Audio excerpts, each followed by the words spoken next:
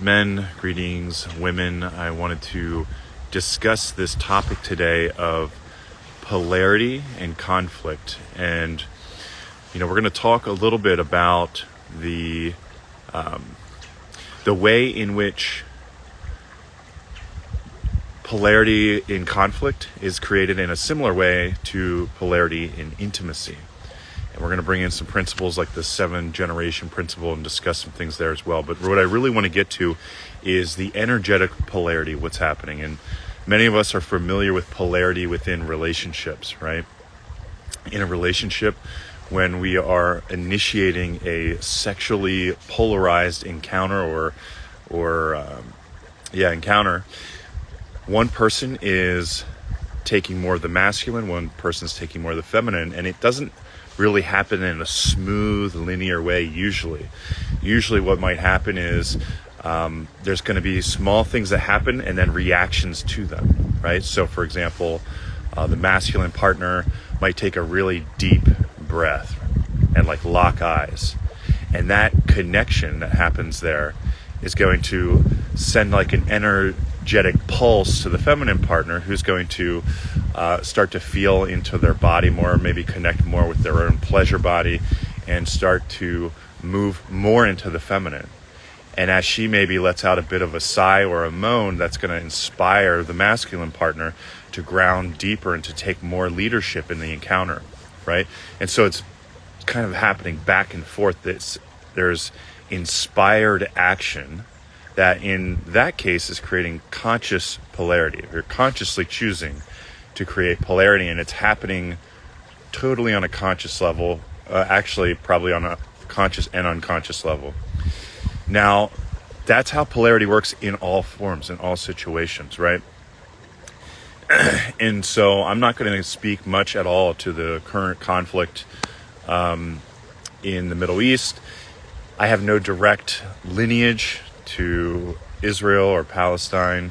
I have no connection to either of those corresponding religions as well, the Muslim faith, the Jewish faith. I was raised Christian, and my ties are more to Europe.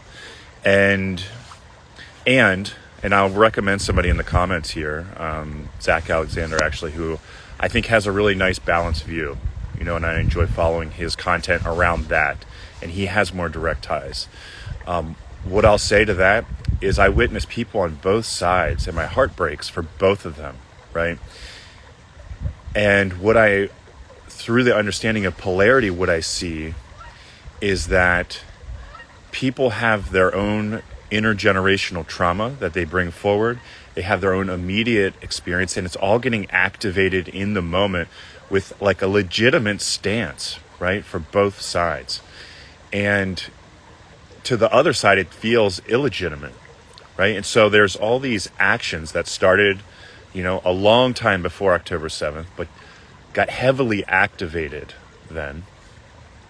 And when one action happens here, it creates a bigger reaction on the other side. Just like the, I'll put it in the comments, Zach Alexander, though. I'll tag him in the comments here. But just like in sexual polarity, when we're creating sexual polarity, in this situation in the Middle East, on this big scale, polarity is playing out, right? Where somebody reads on Instagram, they're following somebody that reads something, and they are on the other side of it. They have more direct ties. Maybe they're more involved. Maybe they have intergenerational trauma that understandably is getting activated right now. And so they harden their stance. They go deeper into their side of this polarized issue, right? We see this play out in politics all the time. Polarity is huge in the United States politically and in many parts of the world, but here where we have Republican, Democrat, and we hear far left, far right, right? That is deeply entrenched in your side, right? And it keeps going apart, right? I don't remember far left, far right being as much of a thing years ago. And some of the work I do in coaching involves internal family systems. And the basics of internal family systems, we all have these different parts of who we are. And sometimes what happens internally, when we have internal conflict and we're feeling like it's hard for us to move forward and create achievement or success in a certain area, is there's a part of us who has a fear and is sabotaging because they think it's protecting. And then there's a part of us that gets angry at that part, right? And when we try to squash one of them, it creates polarity. It pushes them apart. And it becomes more unconscious typically, but they become more ingrained, entrenched, right? And so the way we solve this with internal family systems work is we bring everybody, and the way I work with it is I create a space where, it feels as safe as possible for everybody.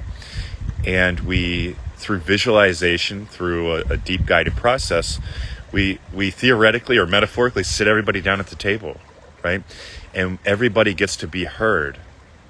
And we start to soften the edges. We start to create softening. Softening and coming into neutrality is what de-escalates polarity. It happens when we're dealing with internal conflicts, things like I just mentioned with internal family systems. It happens in relationship counseling. It happens with negotiations. All these areas of conflict, the conflict that gets resolved peacefully happens through de-escalation, through softening the polarity, moving towards center, right? And it's complex, certainly. I'm not saying I have a solution here. What I am saying is that on an individual basis, right, the collective consciousness is made up of everybody's individual consciousness. The energetic around these issues is made up of the collective energy of everybody's individual energy. And so we each individually contribute through the way we show up online, the way we have discussions in our personal life. And I would just ask that you be mindful of how you're contributing to these energetics, right? Not just in this situation, right? This situation's been going on a long, long time, and it has everybody's attention right now.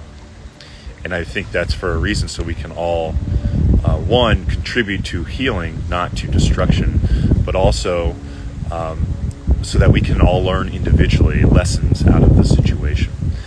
Once again, I do recommend following Zach Alexander for more specific content around the Palestine-Israeli conflict right now, and just for an energetic, really trauma-based view on that, right?